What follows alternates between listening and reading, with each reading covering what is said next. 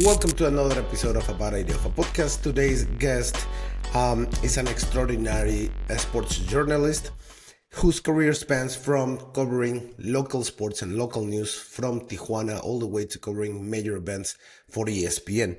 Born and raised, border raised, she embodies a rich bicultural heritage, along with dedication, resilience, and the ability to connect with audience across cultures. And as part of the fashion of A Bad Idea for Podcast, I need to do a proper introduction about her. So, get ready. Straight out of the 619, built up by the strength of La Raza. She is the one, the only, representing Tijuana, Mexico.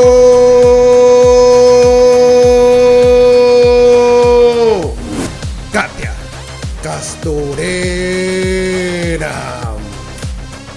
I needed my song to get ready. How you doing, That's great. Katia? Thank you for the introduction. Hola, Juan. That was awesome. I feel pumped up, but I needed Yeah, my entourage, like Canelo, and a yeah. special song dedicated to that introduction. But I like the 619 The in La 619, yeah. I Raza. mean, you're representing both cultures, the 619 and also Tijuana. I mean, I don't know the area code of Tijuana, but I mean, of course you know it. 664, 664. 664. Okay, 664. Okay, so you're representing two cultures, you're representing two cities, um, but you're like in the biggest stage possible, I will say, in your career, right? You're working for ESPN, you're working for ESPN Deportes, and not only you're like highlighting the Mexican culture or highlighting the American culture, but you are in the biggest stage in sports, right? So I want to know like what is the most relevant or more fulfilling part of your job right now as a ESPN reporter? I think, and that's a great point. I think the most fulfilling part of my job right now, it's embracing that part of my background. And it has been like growing up, and it has been a process where you also, as a person, grow and are proud of where you come from, are proud of what has made you throughout the years, and now being able to recognize that and incorporate it in my work. So I think that's been like the most fulfilling thing nowadays, even though it can be complicated because we don't want to get political, of course, but it can be complicated due to the situation right now in the United States. But I want to continue to be proud of saying I am Latina. I grew up in this bicultural environment, and that is what makes me me. And that's what has helped me throughout my career. And I have to be proud of that. And I have to be able to show in my work that that's what makes my voice unique. And I feel that in this moment, really being proud of it and being and establishing myself as a Latina voice in sports, not just as a woman, but also because of that part of my heritage, that has been like the greatest gift and something that I want to keep on building on and keep on growing in, that aspect of who I am and keep on incorporating in my career. Okay. Okay. It's good to know. It's good to understand the vision that you have as a bicultural reporter and as a Latina, and the way you want to represent and the way you want to be portrayed at your job. So can you walk us through how is a typical day as a ESPN reporter? Because I will say this. When you work on media, and correct me if I'm wrong or not, but people are like, you have the coolest job ever. Yes. The job that you have is the best one that you have. But when it's a job, it's like, yes, but, right? So for Exactly. you, like, how's a typical day as a reporter? Exactly, because it is a great job and I am Yeah. grateful for it and I enjoy it. But it is a job at the end of the day. And when people think about it, they think about the experience as a fan. So of Yeah. course they're like, oh, it's so cool. You get to go to the games and you have this access and you're close to players. Like, yes, that part is super cool, but they still see it with those glasses on as a fan and what they've experienced as a fan. But when it is a job, like you mentioned, it is not that glamorous all the time, because behind those 2 minutes that you're on air, that package that is like 130, sometimes I don't know, like a 30-second live hit, like whatever it is, it's like, yes, you're on television, but what goes behind those 2 minutes, it's hours and Yeah. hours of work, of waiting, of being out literally on the streets. Like my days, how is my everyday life as a reporter? No day is same as the other one. So it's like always changing. So my days are very different. But I'll go to the latest example, which was the Dodgers opening day that I was doing, for example. So it's like you wake up and then you get ready, you have breakfast, and I like did my hair, and then I had a live hit for Argentina, and I had to go do this live hit, and then I had to do other hits for Mexico and Central America. So then you're moving from one place to the other, different parts in the city. Then you get to the stadium, and then you're doing things with the fans. All to say that, yes, it's like really hectic for certain moments, and you're going from one place to the other, and then you're in LA, and you also have to consider traffic and all the fans trying to park at the stadium, and then you're just like trying to get there. You're in a rush because you have to go live, so you have to be there at a certain time. And then I was going to get to the not so glamorous part, like the game starts. And by the moment the game starts, I am feeling exhausted because all day I've been going from one place to the next, trying to get ready. Then my videographer that was with me during the game, he didn't have the TVU, which is, for people that don't know, this like thing that we use to send the signal so that we can go live. So he didn't have that. And in order for me to go live, I had to do it with my phone, because we as reporters Oh, have our own personal yeah. kit. And there's an app that it's already connected to the ESPN servers. So it kind of does the same thing as that other equipment that our videographers usually have. Of course, it's like not as strong, because then you're have to rely on the network that your phone has. Oh, And at a okay. stadium, Yeah. that can be tricky, because the other piece of equipment has, like, I don't know, like 6 SIM cards instead of just your phone relying Just on one. Yeah, one, yeah. and yeah, on one, and like whatever network you have. So I was doing those on my own, because I had to just find a way to do those live hits with like my tripod and my cell phone and my microphone. So yes, I have my own little kit. So all to say that sometimes, it's us doing it on our own. Sometimes we do have an amazing crew behind us. Like, it depends on the event, but you have to be able to just adapt to different circumstances. Then when I got to the game finally started. We've been talking about this game all day or the days prior, but then the game starts and I'm exhausted. And we're outside at the designated position for live hits outside the stadium. The game starts. I'm not even like watching it inside of the stadium. Yeah. By then I'm starving. So the salad that I had been carrying around in my cooler, I finally sit down, and I'm sitting down on the sidewalk outside of the stadium, eating my salad, preparing to the next time that I have to go live. Eventually, of course, I did go into the stadium and was watching the game, because then I had to talk about the game, Yeah, of of course. course. But just an example of how a day looks like. And then Yeah. after the game, then we had more live hits and another taped hits for digital and for other shows. And then my day was done. So it was a long day whenever we have like important games. But you have those moments when, yes, you can see me on television, but then the other side of that is I'm sitting literally on the sidewalk eating a salad at 5 p.m., and I hadn't eaten anything since fruit during breakfast, because then after that it was just like go go go go on to the next thing. So that's pretty much like the life sometimes as a sports journalist. Okay, so basically it's a job that you need to be committed, be 100% dedicated to that job because it's going to be like 99% of the time is going to be a lot of struggle and 1% of the time is going to be that glamorous part, right? Yes, exactly. Okay, okay. Um, okay, now, because you mentioned a lot of these things, but to summarize it, what are the essential skills that a good sports journalist should have? I mean, of course, you have to be knowledgeable of what you're going to talk about, and you have to prepare for each event that you're covering. Also, I think big qualities to have are adaptability, that Yeah. flexibility, being quick on your feet because everything is fast paced and it's changing a lot. So you have to be able to react pretty quickly when something changes.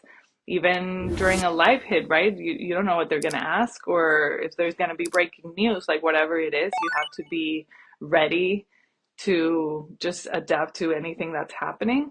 And I'd say a lot of patience because most of the time it's a waiting game when we're waiting for a live hit to happen, waiting for practice to begin, waiting for an interview that even though they tell you, oh, the interview is going to be at this time, or you're going to be able to do, or we're going to hold the press conference once practice is over, but then practice can take longer than you expected. So most of the time we have to be waiting a lot. So you have to be patient and, and having, I'd say, like a good attitude because because of these things that are Yeah. ever changing and the fact that you have to be waiting, that you're going to be meeting people from PR, the athletes themselves, people from other networks, you're working with producers. Like you have to be a team player and you have to have a good attitude because if not, it's just going to be too hard, I feel, Yeah. to Okay. deal with like the fast-paced environment and then everything that's happening.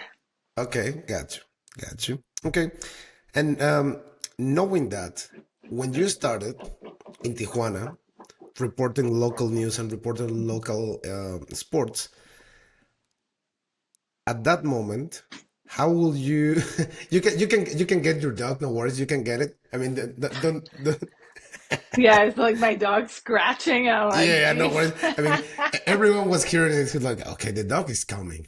Okay, something is coming to Katia. Okay, Yeah. sorry.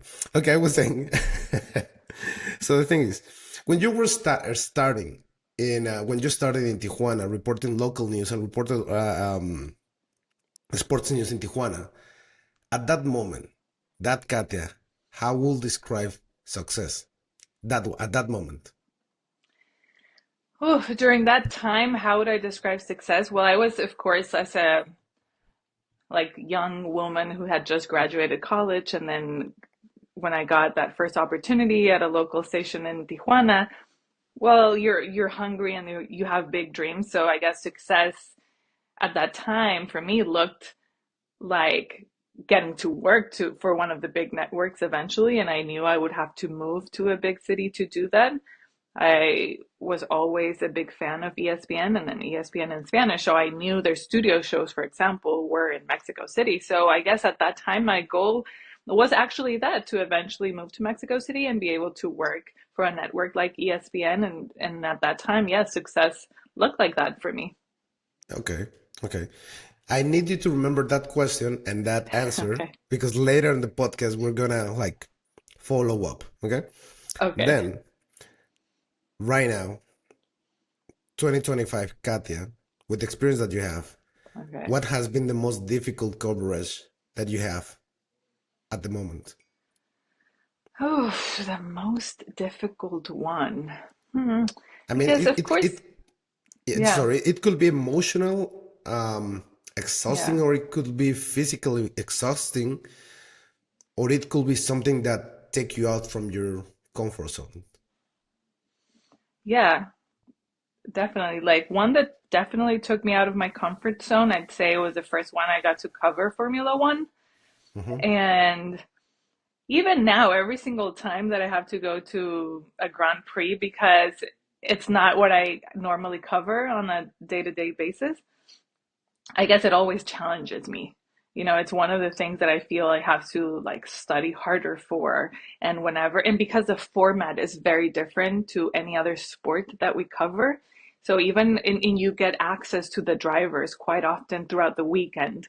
So it's just that challenge of always coming up with the questions. Everything, it's like moving so fast, and you have to ask them sometimes, like before practice, before qualifier, and then after as well, and like after the race. So it's just many things that you have to prepare throughout the weekend, because you're going to have a lot of opportunities to ask different questions. So I'd say every time I get to cover Formula One, that is always very challenging for me. That I feel like I have to prepare a lot and then just be very sharp for all these questions. And then the guys are just hearing these questions over and over again, that you just want to be creative. Also because we have reporters that are following them every single race. So then they get to ask the questions first, for example. So then you know that when it gets to your turn, you have to come up with something completely different or very creative, because I guess the basics will have been asked already. So that always challenges me to come up with like good questions, and something that I'm not used to on whatever I get to cover here on a daily basis. So that's definitely has been challenging and continues to be challenging, but I embrace it. And then physically challenging, I'd say it's like, for example, maybe the first time that I covered the NBA finals, I feel like I'm trying to remember, because those are like very big coverages that you're away for Hmm. many, many days. Then I experienced it again with the Olympics, where you're away almost a month. But I'm trying to remember. I feel like it was more of a coverage around the Mexican national team. I'm trying to remember, but there was this one time that I don't remember the event, but I remember that it was physically taxing, that they got to a point where I was struggling to get up in the morning. You're like, really, the Oh, alarm went off, and I was like, oh no, again, I have to like get up I need to do again. that again. No. Yes, like even though that's what we were saying, like even though you like it so much, but then when you're traveling and you're away for like many, many days, and scheduling gets crazy, and you're not getting enough sleep, and then you're walking a lot throughout the day, and you're getting like so many of your steps in, that then physically, like of course your body reacts to it, to the point where in the morning it's tough to get up. So I'm pretty sure it was one of like the Mexican national team coverages, because I feel like those go really long. Those are Long. long Yeah. days Okay. Okay. because of all the live hits that we would do. But yeah, I'd say those, I guess. Okay, that's good. That's good. Now I want to go a little bit deeper in your life because this is something that happened for you professionally. But so for us and for everyone out there to understand a little bit more about Katia Sofia Castorena, there's there was any moment in your childhood where you said this moment shaped the way I am right now as a professional. Mm, a moment during my childhood that made me who I am. Interesting. I don't know if there was a moment in particular. Um, like I always, even I remember as a kid, like I was always a dreamer. So, and I was, I guess, very creative in that sense, that I would like make up stories. Even as a little girl playing with like my dolls or whatever it was, and my neighbors, what like we would make up stories and like these made up worlds. And then I remember being like a dreamer, that I'd be outside and then I'd be like making up stories. Later on, and I think it was during an interview that I realized, and I guess I didn't know it till now, that it has become more popular to use the word visualization. So I hadn't realized, I guess, back then, that in a way I was visualizing things that I wanted to accomplish. But of course, I wasn't aware of it. Now, looking back, and now that I guess it has become more popular to talk about it, and then it's like, oh, you have to visualize yourself. And I think I even like did that as a kid, because I was like a dreamer. And then even like those little silly things that you'd be like, with a brush or like a fake microphone, like in front of the mirror, like singing and things like that. That was something that I was always attracted to. Okay. So I guess I was like visualizing in a way, like having a microphone in my You were hand, ahead of and your then time. right, and then wanting to accomplish like big things, or wanting to go after my dreams, kind of thing. Yeah. So I'd say, I guess those were the things in my childhood that paved the way, even though I wasn't like fully aware of it, but ended up helping. And the fact that like growing up, I had, well, in Mexico, we call them like oratoria, and poetry. I don't know if it's like poetry readings or presentations. And and I think, oh no, I did ask my mom because it came up in another conversation when I was like, I don't know why, but since I was in kindergarten, I signed up for those things, and I was like doing public speaking, it's like from a young age. But Yeah. I did ask my mom, I'm like, did I sign up for those things? Did you sign me up, or how did that come about? And then I'm like, Yeah. I think you did. Like maybe the teachers kind of like incited you guys, like invited you guys to do it. And then I guess you wanted to do it, or you raised your hand, or like Really? for Okay. whatever reason. Yeah. So, So that also, I guess, helped me in a way, because like from a young age I was memorizing like poetry or okay. uh, oratorias, and then Yeah, yeah, yeah. I would like say that in front of an audience, or there would be competitions that I'd be like signed up for internally. Wow, that's amazing. That's amazing. So, I mean, and now I want to know because if since a young age you were like the first one to raise up their hand and say like, okay, I want to speak in public. I see myself doing it. Who introduced you or who inspired you to get into sports? Because one thing is to speak in public, and Right. other thing is to speak in public about sports. Yeah, totally.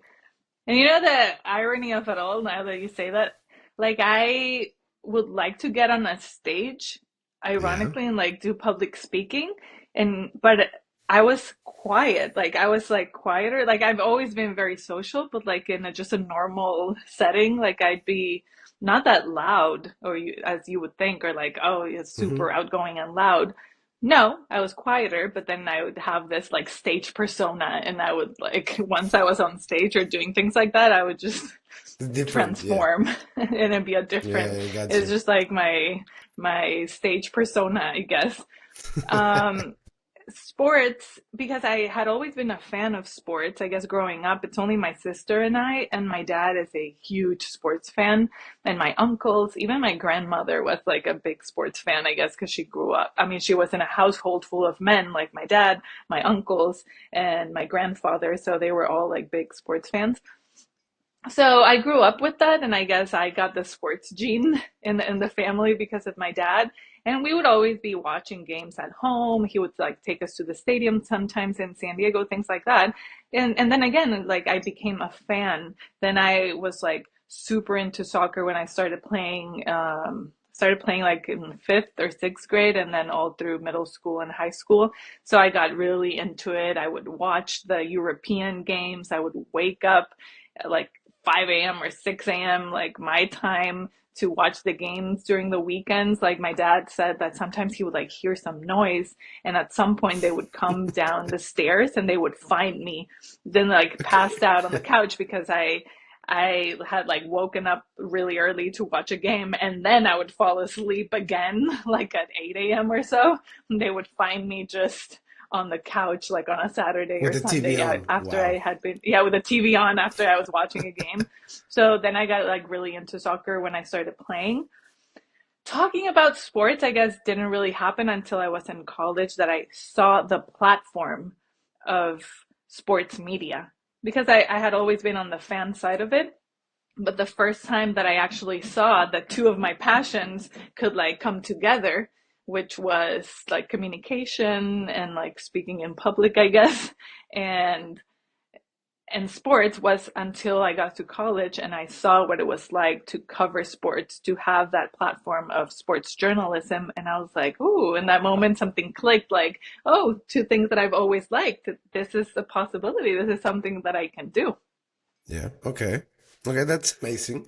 And now, like you mentioned that you have like growing like in a household like your grandma did was like full of men, and in your case you have like the like the genes from your family that you can follow or you have the passion to follow sports.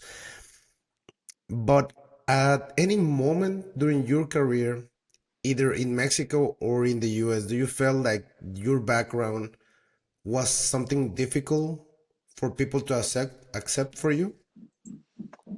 Like in my career, I mean, maybe like in Mexico, I didn't feel like a foreigner, of course, like I'm Mm-hmm. Mexican, right? The Yeah. only thing, maybe when I got to Mexico City, it is very different because from where I grew up, like in the border, and then being in like the north part of the country, and I had, of course, a different accent than what they do in Mexico City. So I'd say that was like the first time that I got feedback saying like, oh, that I had to tone down my accent a little bit or for it You were to be a like, little bit what are more you talking neutral. about?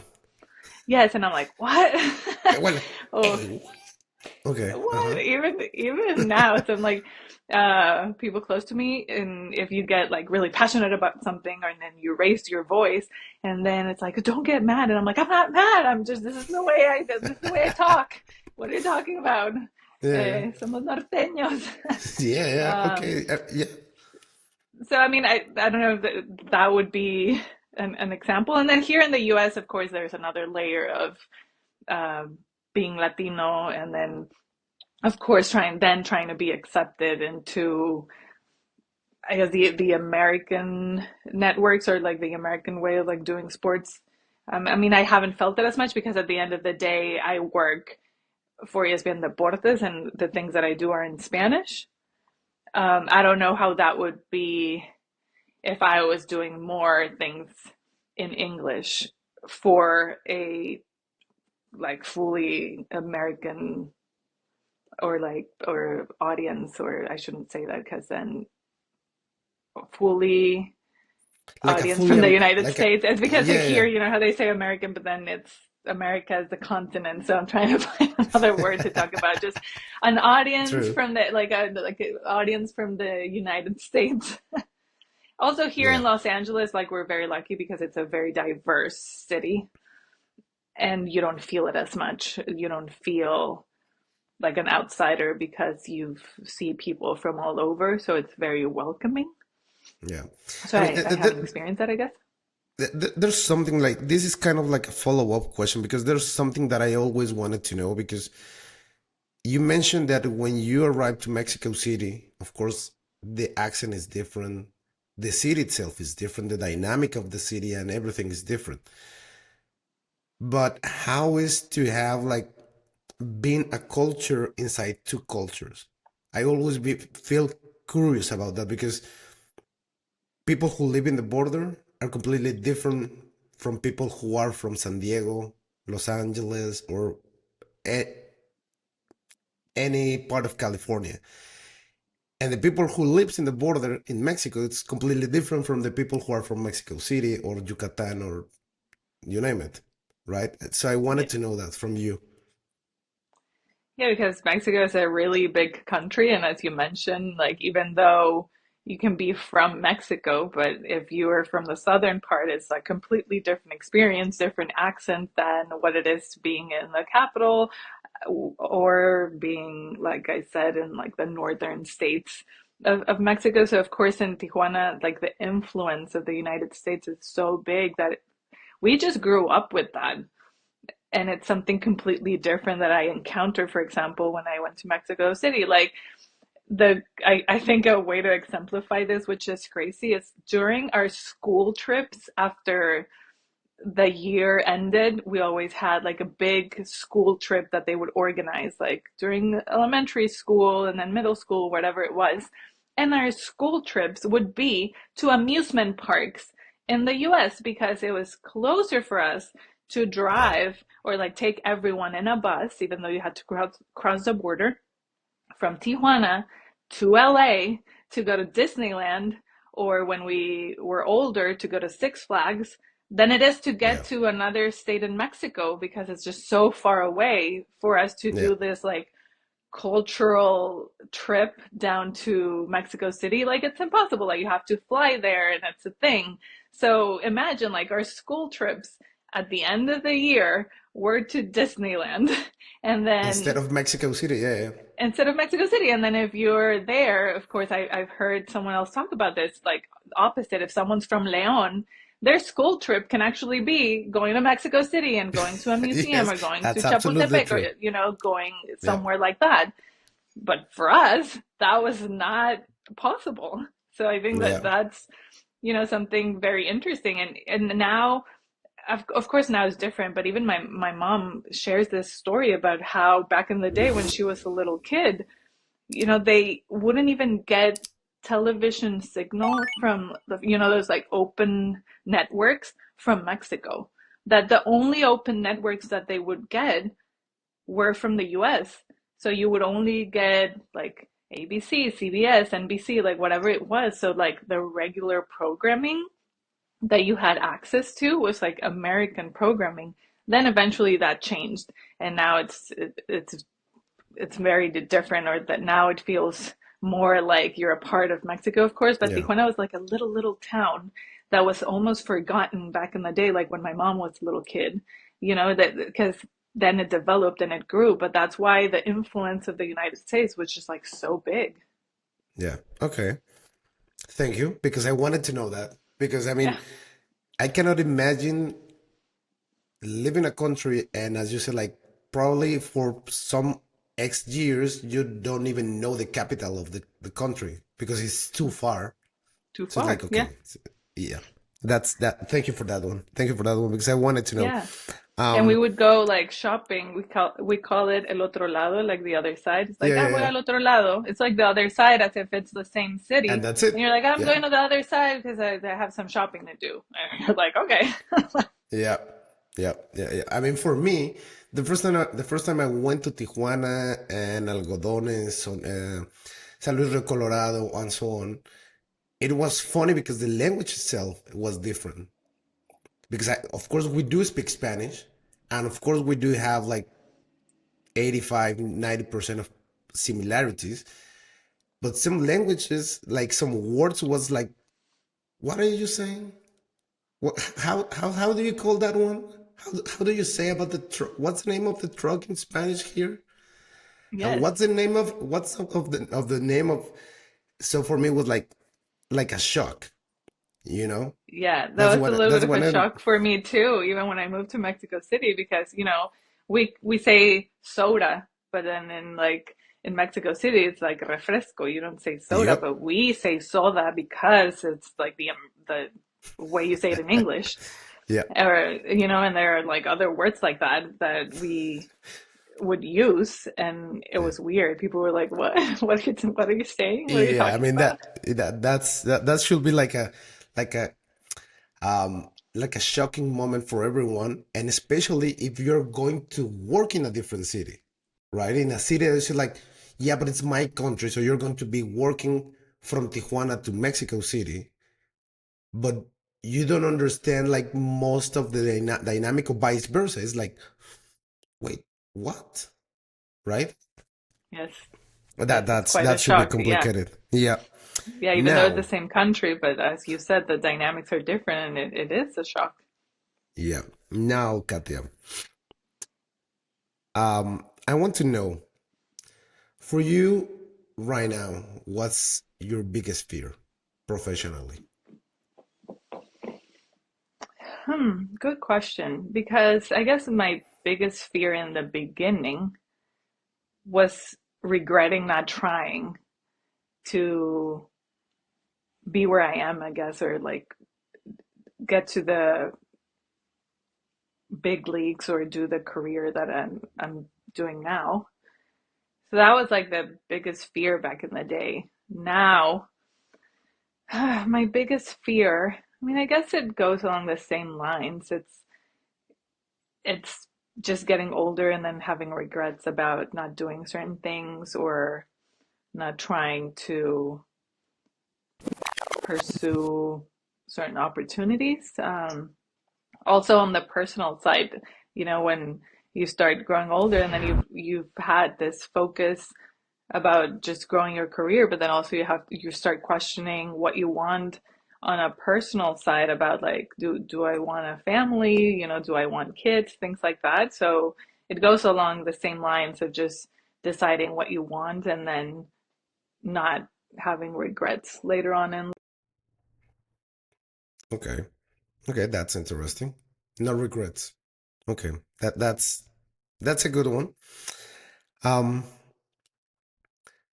People who follow you on social media, people who saw you through the TV on ESPN, they saw you in different type of assignments, in different type of coverage. And one that I have absolutely in my head, like ink in my head, was when Kobe Bryant passed away.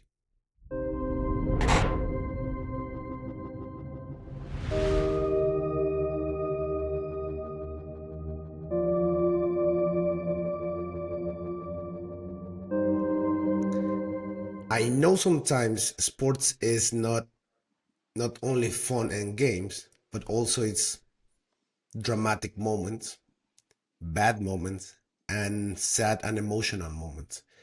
For you as a reporter, that you need to have certain distance between the event itself and the audience, but at the same time, you need to be involved in what's going on at that time. What's the lesson, like the most raw, honest, and brutal lesson that you learn from those type of coverage and from those type of events for you?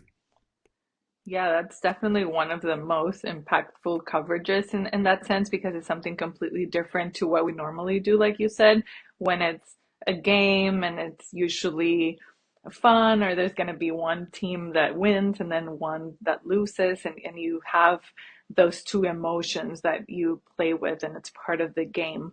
But this is something completely different in terms of breaking news, and it's a big figure passing away tragically in the city that you are. So getting to that scene, it was very heavy. That's how I would describe it. Like the energy was very heavy, the energy around the city, just being there when smoke is still going up in the hill where the crash happened. Police and law enforcement, ambulances, like everything all around.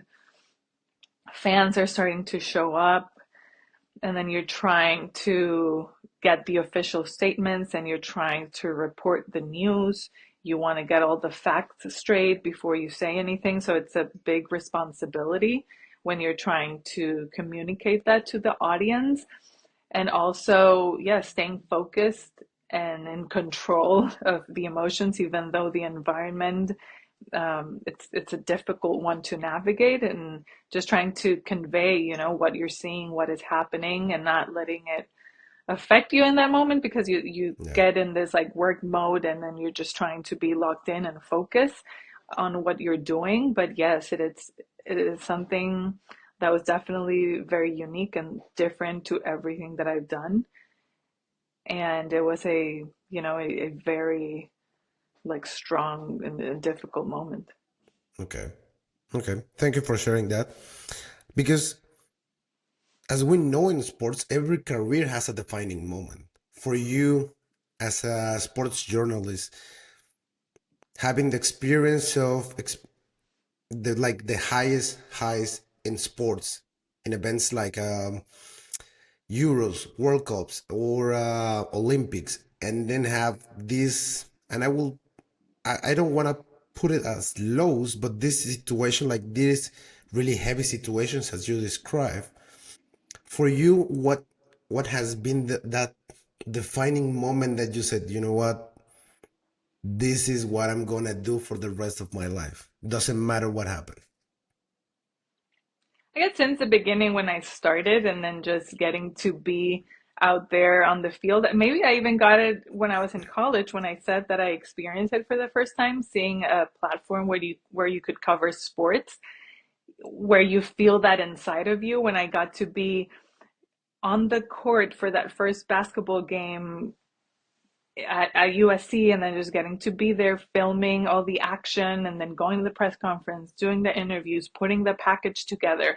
I think that was the first time that I really felt it, like this is what I want to do. Like seeing the other side of it, being close to the action, everything that goes behind it, and getting to share that to the audience. Because up until that point, I had only been in the stands in the student section cheering on the team, but then getting to see that other side, I guess, in that moment, just like the excitement of seeing the whole process, but also the finished product of putting a package together that was going to air during the newscast. Just going through it all, I guess it was in that moment that I said, this is what I want to do. And there have been other moments along the way when that you just reiterate that feeling of, this is why we do what we do, and it makes it special. So you get those moments time and time again throughout different events where you just still feel that it's still the right thing, or that you are where you're supposed to be, I guess, or you're doing what you wanted to do. Okay. And do you ever feel, or do you have like the feeling that Tijuana's culture is somehow represented by you on TV? And how is it that you take what Tijuana's culture or Tijuana's essence itself, and then just use it to report a news? It doesn't matter the news, like just put it out there. It's like, okay, I'm gonna do this because in Tijuana we do it that way. Oh, I love that. I hadn't thought about it that way. I mean, I hope so. I hope that I'm representing where I grew up in a good way. And that's a good point. And now I've read comments after this video that someone made of my career on social media, where it showcases that part of me growing up in the border, and having this bicultural experience. And I've read comments about people that I guess do back up that feeling of, oh, embodying what all that background is about, being bold and versatile and resilient. So I guess that it did shape my personality in a sense, and I think it shows in my work. I guess that what we were talking before, like the way I talk, the way I speak, the way I go about things, and yeah, being bold when you need to get some things, um, but also being good at navigating different cultures, different environments, and also reading the room. I think that that's also important, of just certain moments or certain circumstances or certain situations that you can also just be mindful of what's going on around you, and just knowing how to go about certain situations. Okay. We're almost finished with the podcast, no worries. But Oh, it's if you okay. could if you could go back in time and give your younger Katia one piece of advice, which will be that one? I mean, a piece of advice would be the same about like not giving up. I'd tell her maybe to speak up more. Because Okay. yeah, during certain situations, to just like advocate for yourself a little bit more, because no one else is going to do it. So sometimes you're just waiting for certain things to happen, thinking, oh, everything's going to fall into place, or when it's the right time, or when it's my turn, it will happen. But I'd say just, advocate for yourself more. That'd be the advice, because if we don't do it for ourselves, like nobody's going to do it. Like everyone's worried about their own thing. And if we don't speak up for ourselves, then no one else will. So I guess I'd say that, just like speak up more. Don't Okay. be Okay. afraid to speak up more. Don't be afraid. Okay. That's the one. Now, I really like this question because most of the time we always said, okay, we want to switch places with certain athletes. You, as as a sports journalist, you had the chance to interview so many athletes through your career. If you could switch places with any player that you ever interview at least once, Oh, that who I will it ever be and interviewed. why?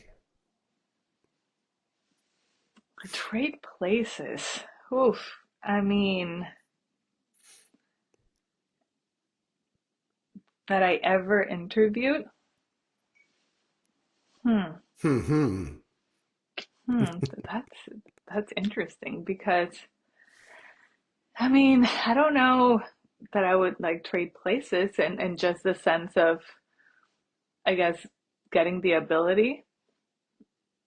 Maybe I'd say as a woman, maybe I'd say Alex Morgan because yeah, because I really love that she, you know, pursued her career in soccer as a woman where there and at a time when there weren't many opportunities, and she had to really advocate for herself, like we said, and like fight for those spots, find different teams within the league, help so many teams grow in the United States. She also played abroad with the national team.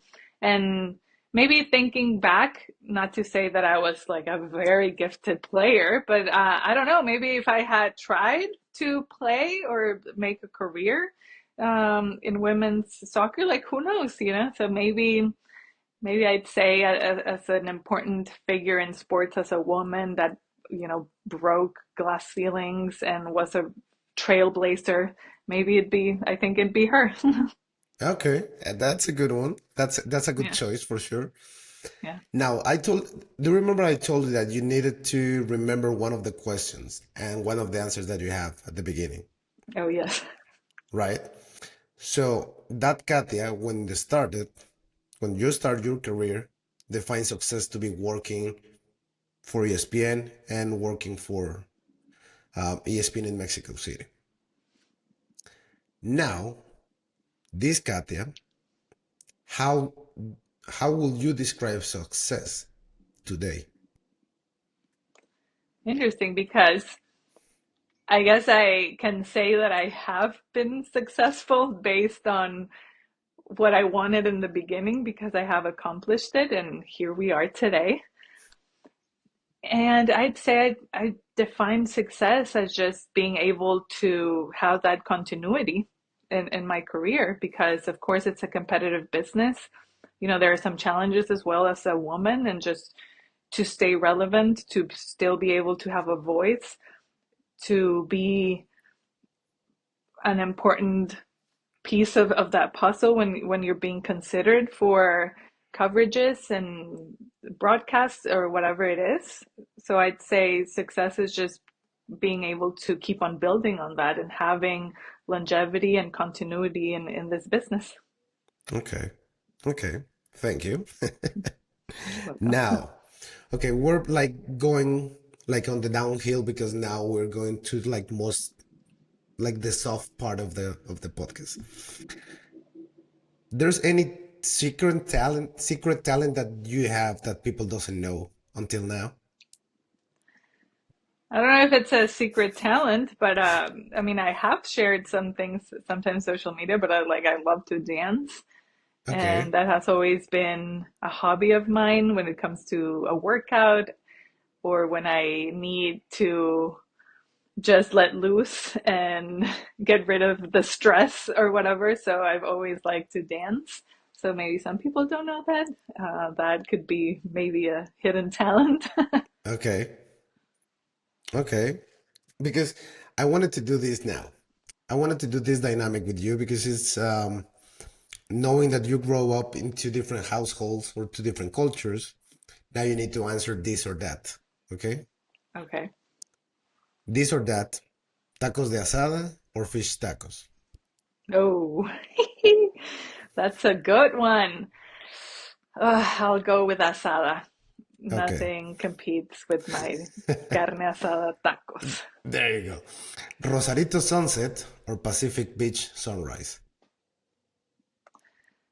I'm more of a night owl, so I'll have to say Rosarito The sunset. sunset. I Okay. just love watching sunsets, and that's a memory that I have growing up, always being by that beach with my family, my grandparents. So watching sunsets by Rosarito, definitely core memory. Okay.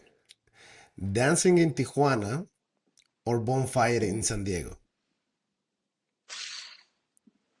I mean, when I was younger, maybe I would say dancing in Tijuana because then, when you started clubbing and you were Yeah. younger, like I enjoyed that. I still enjoy it. I'm not gonna say that I don't. But a good bonfire by the beach, that's always pretty cool too. Okay. Being in Avenida Revolución or Gaslam Quarter? Oh, Gaslamp Quarter for sure. Okay. A Padres game or a Cholos game? Oh, that's a tough one too, because it's like so many memories for different reasons. Like as a kid going to Padres games with my dad, or now getting to work at Petco Park sometimes and go to the games, or as a fan as well. But Xolos also like seeing how that team was born and then how it Yeah. actually like impacted my career. Oh, that's a tough one. No, okay, I'll say Xolos. Okay. Shopping spree at Calimax or Las Américas? Shopping spree at Las Americas. Las Américas. Unless you want some chilitos and you just stop at Calimax. The It's like a Calimax. pit Okay. stop. But the shopping spree, Las Americas, going to the outlets for sure. Okay, perfect. Now, Katia, the last question for you is you need to share with us a bad idea that in the end turned out to be a good idea. Oh, yes. A bad idea that ended up being a good idea. And I've had all this time to think about it, and I still don't know if it was like whenever I decided to go for something, or maybe, I mean, maybe moving. I don't know if some people could have considered it a bad idea. Okay, yeah, I'll choose that one. Like when I left Mexico City to come to LA, some people might have considered it, oh, it's a bad idea because, I'm gonna have like less time on air because of course when we're there covering the Mexican soccer clubs, they get a lot of attention within the Spanish speaking media that we do. And then here it was going to be a different role because I was going to be also doing more things for our digital platforms. So it was going to be, I guess, a different role or less um, presence on air when it came to Mexican soccer, but I was going to be able to do other things. So I don't know, it might have been a gamble in that moment, but I knew I needed a change for personal reasons. And of course, I was still going to be able, and I'm so grateful for that, to work for ESPN just in a different city. But it could have been seen as a gamble, or there was a little bit of unknown because we didn't know what was going to happen, if that move was going to pay off or not. So I was stable in Mexico City, with my job and everything. So if you think about that, it's like, oh, you've established yourself there, you're doing okay, covering the soccer teams every day and like being a constant on the shows, or like having that presence on the shows, because then again, like our main shows in Spanish are filmed in Mexico City. So then it could have been seen as a bad idea that I was like getting away from that to come to LA. But I think in the end, it paid off and it ended up being a good idea or a great idea because it did help me get that boost in my career that I was looking for, or just move closer to those goals, because then I got to do big coverages that maybe if had I stayed, I mean, we'll never know, no, but had I stayed, maybe I wouldn't have had those opportunities.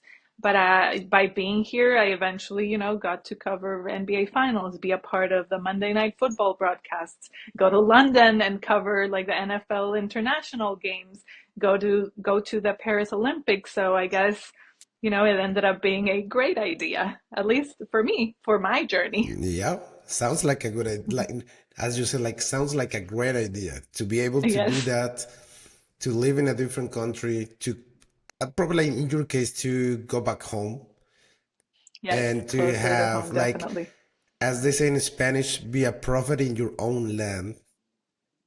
Yes, Because now, before I let you go, because I can imagine that now there's a lot of people, young people, seeing you as a role model, as an example of what they want to achieve, they want to accomplish. If you get the chance to speak to them, to the younger generations, the new generations, how would you describe your career and the way you want to be remembered when your career is like when everything is said and done for you?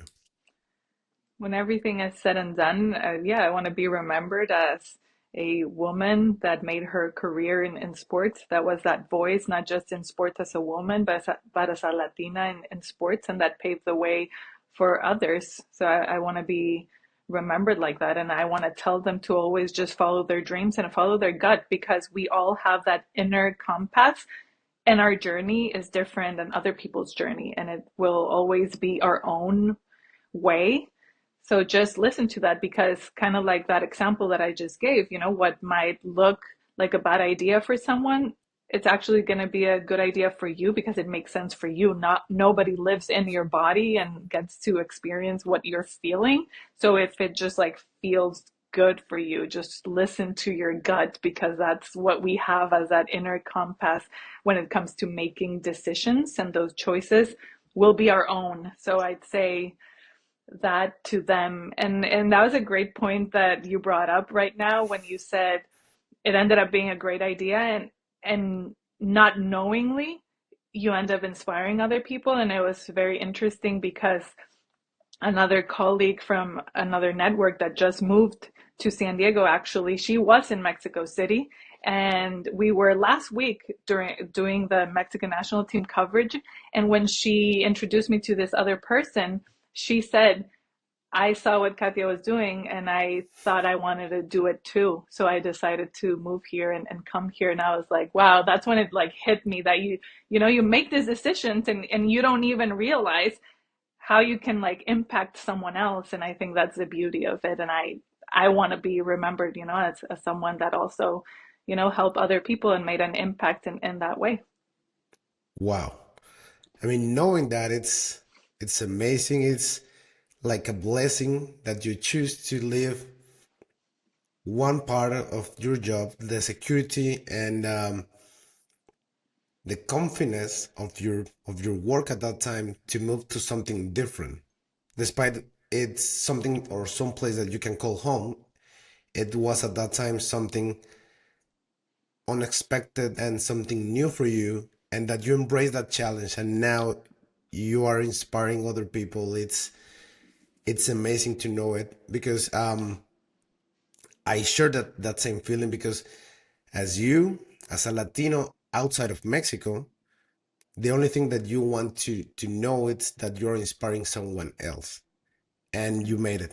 Congratulations on that. Thank you. You made it too. You bet on yourself. Let's go. Yeah, okay. We're trying. We're trying. So Yes. that's we need to pay. We need first to pay our dues, and then after that we can say that if we made it or not. But we're on the way. You already Yes. made it, so that's amazing. That's amazing, Kate. Thank you. It was. I need to say this while we are on air. Like it. This is the first one, like the longest episode that we ever had Oh my in the God. history of Bad Idea for Does Podcast. that mean that I talk too much? It's is the Tijuana in me? Yeah, yeah, the Tijuana influence is there. No, this is amazing, and I said it because, like, with a lot of joy and with a lot of happiness in myself, because this talk could go on and on and on and on because Yes. it's We so have so many amazing. stories. Yeah, I mean, it's so amazing, so amazing. People probably know that I know you personally, I know you as a colleague, and I know you as a friend. But after today, like the immense respect and admiration that I have for you, it goes through the roof because you're an Oh, amazing thank, person. You are an amazing professional, and you has been showing it through your entire career. So keep on that. Keep on inspiring people. Keep on inspiring colleagues, young generations, old generations, and keep inspiring yourself to be just your best version. oh, thank you so much. Will do. Oh, thank you for those amazing words. And it is mutual.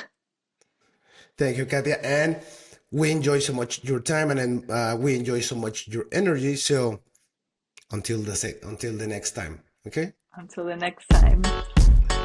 See you Adios. around.